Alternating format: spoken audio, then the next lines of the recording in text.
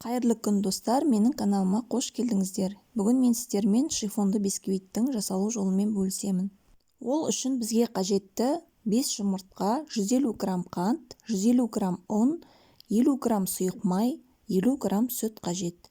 Алдымен жұмыртқаның ағын сарысынан абайлап бөліп алуымыз қажет.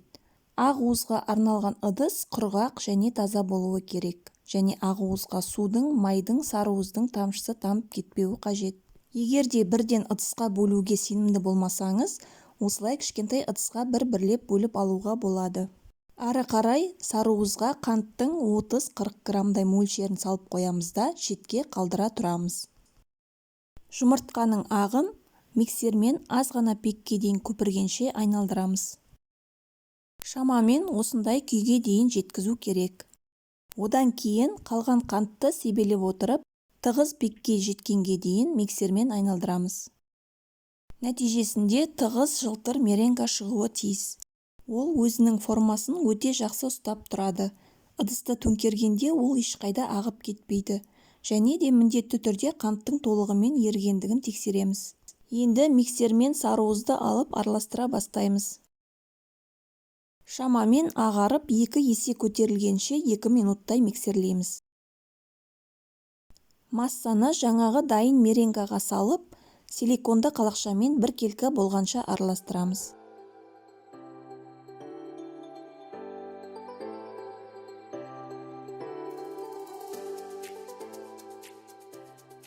Сосын оған ұнды електен өткізіп, 2-3 бөліп себелеп, силиконды қалақшамен төменнен жоғары қарай айналдыра қозғалтып, араластырамыз.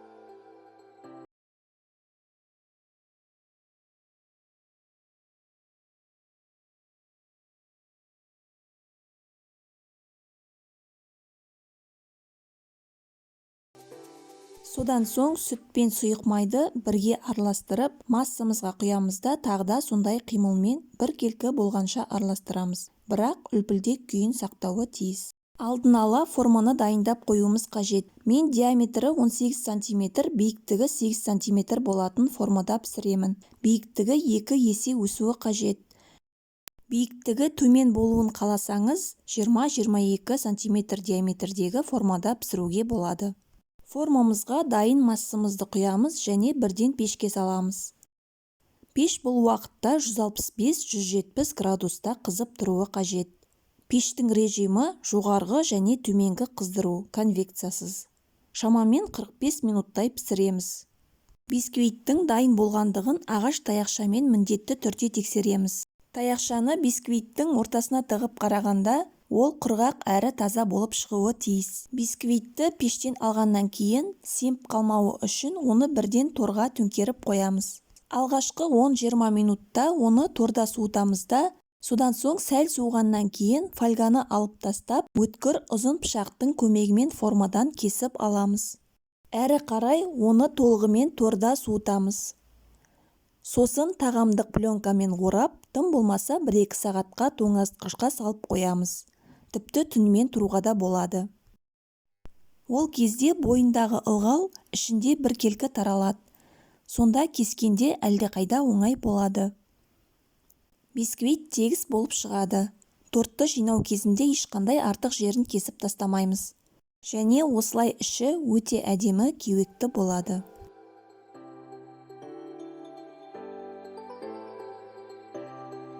Сіздерге бейне пайдалы болады деген үміттемін. Ас үйде сәттілік тілеймін. Жасап көріңіздер. Сіздермен жүздескенше.